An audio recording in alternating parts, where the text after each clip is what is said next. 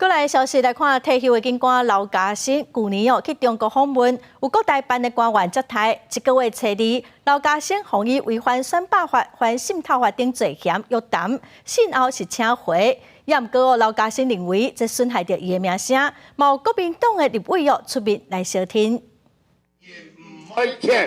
慢言按好心，慢言唔可以用客户话口号表达不满。退休警官刘嘉欣去年10月以中国方面用招商客家乡亲的名义，到梅州等地参访巡军。在这个期间，有各大班的官员出面接待，验过倒来了1月初2，和检调依照违反选罢法、反渗透法等罪嫌约谈。在询问的时阵，也讲到，伊伫咧群组内面有传两岸要和平的文理。虽然信后请回，也毋过也是和刘嘉欣讲不满。我就觉得这无形中不知道有什么力量还是什么在牵引着。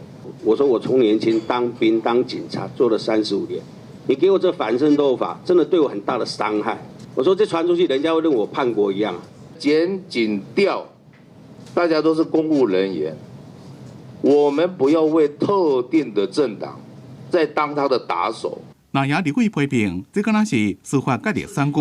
刘嘉欣是希望检调就要掌握到证据了才约谈，要重视人民的感受。不过，民进党立委认为，中国界的选举的情形正严重，手法也正多，检调约谈只是要调查过程，无需要扩大解释。基本上，我相信检调在调查的过程当中，其实就是要厘清。